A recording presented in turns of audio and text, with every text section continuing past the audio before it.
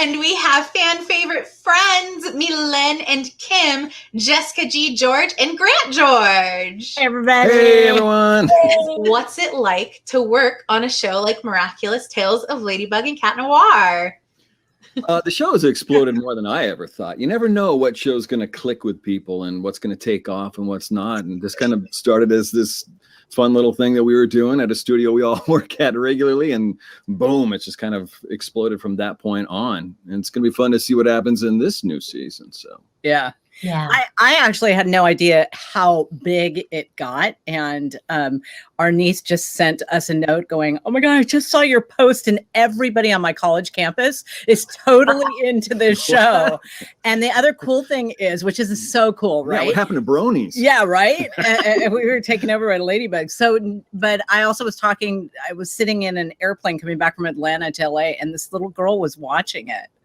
And I was sitting next to her. And I'm like, you see that? That's me. She's like, oh.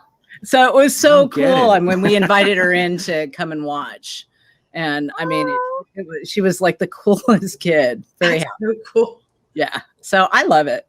That one fan who sends us all, is it soap or is it candy? I can't remember. It's been a while. It's soap candy. I'm not kidding. Sorry, I couldn't tell. Yeah, I threw all the candy in my bath. It was kind of like a sugar bath. It was awesome. Christina, do you remember I was in the studio one day and I'm like, oh, look, cookies. You're like, yeah. Yeah. She watched it the first time. Yeah, it was. It was amazing. There's like some cookies. Great fan who's like sends all amazing artists for each of us and have our names on it and everything. Episode 3 airs tonight with Jessica. We're excited to see Mylene come back this season for the first time. And there's been a little bit of like a little hint that maybe your character might become a superhero this season. How do you feel about that? Oh, maybe. Maybe it's going to be very fun. Very fun. Yeah, we got a lot of surprises in store and a couple of major twists. So I'm having fun.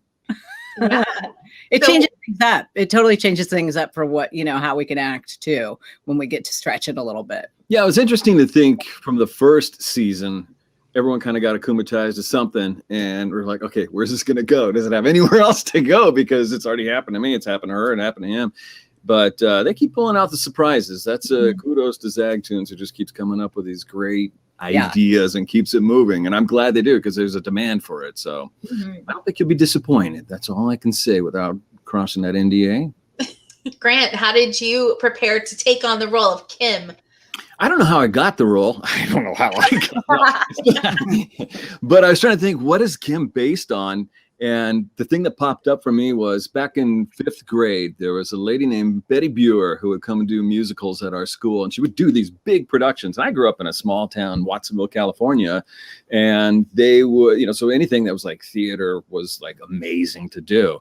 And she was doing one called Sis Boom Ba, which was like a football musical.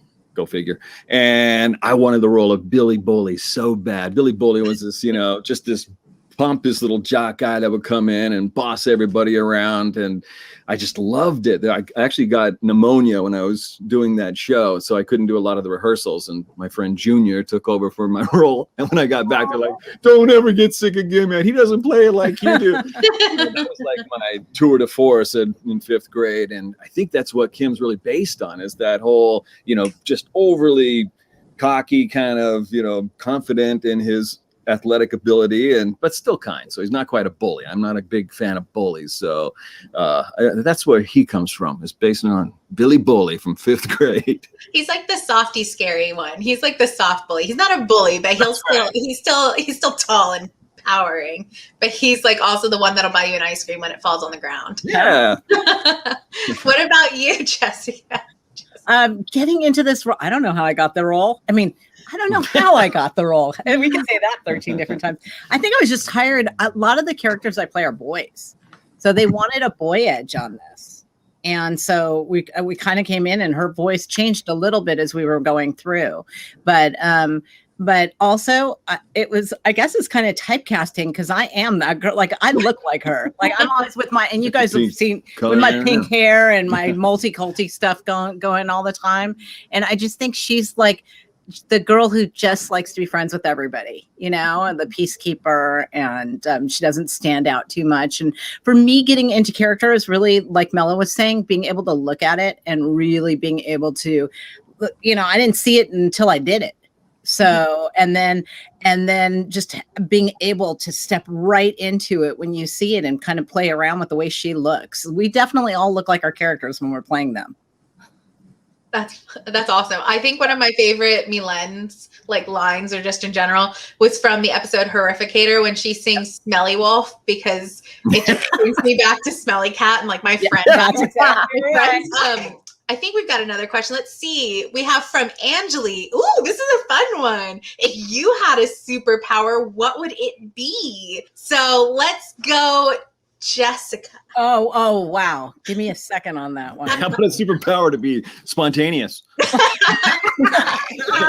Improv would be my special power. My superpower would be to go invisible for sure, because then I can kind of go anywhere I wanted and whenever I wanted, for sure. Yeah. And maybe to help people. I sort of have to do that humanitarian thing, or but yeah, definitely not. To be invisible. I like it. What about you, Grant? You know, I heard something. I went to an on-camera audition, and sometimes they'll ask these questions just to like do a brain, whatever you call it, icebreaker. And this guy said his superpower would be able to create water, which I thought was actually really cool, because you'd be able to like provide for those who don't have water, or, you know, when things are starting to dry up, make it rain or make it rain. I don't know. I just thought that's actually kind of a cool superpower. It's like extra Aquaman instead of controlling water. Now you just create Silver Surfer, where it's so hot that everything melts. You want to do something so good for the earth. I want to disappear. I want to sneak around into locker rooms. What about you, Max? If you could have a superpower, what would it be? Oh man, my superpower would be evaporating water. I think that would be super, super cool. Why is that? I feel like we've just come up with a new cartoon. We have the supervillain and the superhero now. We've got it. What about you, Jessica and Grant? Yeah, these are the calls we get. We get one from, hey, listen, I'm standing here on the Dream Cruise, and here you are giving the safety video to this one. Hey, I'm calling up ordering a Domino's pizza, and there you are talking to me. Hey, I'm calling concierge at Costco, and there you are talking to me. Jeez. People yell it, yeah, they yell it like, "Oh, really?" Again. But we were at Universal. We were at Universal Studios, and I mimic a lot of different characters that are already on TV. And Marge Simpson was talking, and everything she was saying, I was repeating it on the Simpsons ride. Inside of the Simpsons ride, while you're standing in the with everybody, and it was making people crazy. So so I'd go, "What about you, Scott?" Right. And people are like, how did she know my name? No, we like goofing with people all the time. Being recognized for our voices? No. Being yelled at for our voices? Yeah. We have from Lynn. If you could hang out with a character that you portrayed, who would it be and what would you do? I played a charter with Max on a show called Zach Storm, which is on Netflix. It's a great show. That's also a great show by Zag Tunes. I wanted that to go on. And I played this crazy character named Sassafras, root beer. And just like, she was just so funny. And I actually walked out of that audition going, and then I came back in and go, can I try something else? And completely walked in on another girl who was in there for another audition. Christina on her third audition for this one. And luckily it's Ezra who's like, yeah, come back in. But that's a good character to hang out with. I'd actually like to hang out with every member of that cast too. Do you have any tips for aspiring voice actors? I've been doing it since I was 15 years old.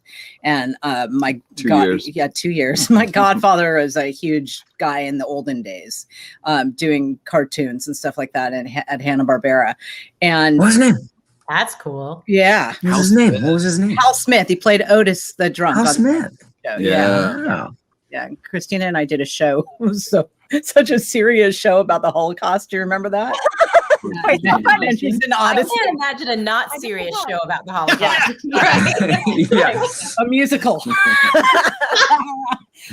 Okay, so I've been studying since I was 15 years old, and I grew up in LA, and I used to take the 76 bus down Sunset Boulevard to study with a guy named Tom Clay. I was 15 years old. I never stopped taking classes. I think, and even to this day, well, we've been doing classes. We're Second City improv actors, and so anytime something comes up, and we're like, let's do an improv class today. But the cool thing about being able to do it online, which is a little weird, is that now we're able to study with Second City Chicago and Second City all over the place. Improv is so incredibly important, but so is studying. And what I'm finding is, I went to a job the other day, and he said, you know how many people I got for this job? 5,000. It was one line I had for a movie, 5,000 people. And I'm like, how do you wean through that stuff? He's like, you could feel the people that jump off the page at you. And I'm like, well, I'd love to ask you who those people are. And he's like, they're actors. They are the part. They study the part. And I think that it's really easy to go into our closets, buy a cool microphone, buy Oralex and put it all over the place. And therefore we are voice actors. And oh yeah, there's these services we can sign up, pay to play, and get auditions. And you're going to get your first job, and therefore you get your first job and you think you can just work and work and work and work. And that's not the case. It's hustle. It's hustle. 5,000 people going after something. That doesn't stop me. And I'm not putting that out there to stop people, because you're going to work if you're going to work. If you're going to work, that's your decision to have in your mind and your thoughts. You're going to work no matter what. But it has to be somebody who studies. What's your favorite thing about voice acting in Miraculous? I love that no two storylines are the same, and I love how it's written. And so in each and every one, when my character shows up, I'm responding to whatever scene I'm in. So I'm either flying through the air as a totally different sound and totally different character, right? Or I am running or turning into monsters, So I mean, I also, Max brought up about working with directors that you love. I will forever love. Ezra's probably one of the best directors that is out there, and he just knows what he wants, and he's a friend and a longtime person. So I love working with him, and I love how he guides. What about you, Grant? Yeah, it's fun because I get to play a lot of different characters, which is, besides just Kim, or doing like Markov or Bob Roth or Lollipop the Baby or whatever. Being able to change it up makes it fun. I never know who I'm going to play, and it's so far in between sometimes that I have to get like a little sample of him. What does he sound like again? Yeah. So that's the challenge. And again, working with Ezra is always a hoot, because he loves to laugh and crack jokes and be crass and eat soap. I'm just grateful for the fans that are loving this show. Please keep watching. If you love this show, you'll probably love Zach Storm too. That's another great show with Jessica Sassafras. It's a fun, it's a kind of like pirate adventure show. That's fun. Bigfoot Family's on right now. I'm the bad guy in that. And if you like that, then check out Thunder and the House of Magic, where I'm the bad guy in that too. So those are the fun roles. Yeah. Jessica G. George, GEE is the beginning of my last name, not my middle name. And I always write back to everybody. I love fans. I do. I get like my chest. I just feel so good when I get to talk to people and doing the conventions. I want them to come back so we could be in person. And I'm just grateful that we're all sitting here very healthy. So that's really important to me. Yeah. Well, everybody, thank you for supporting the show. Thanks for supporting the stream. Be sure to follow everybody. Be sure to tune in on May 28th for the release of the Shanghai special on Disney Channel, where you can see all of these wonderful people taking on new adventures. And then we've got season 4 coming up in the United States as well. So be sure to support the show. Thank you. All we've got, everybody. All right, thank you, everyone. Thank you, Kelsey. That was fun.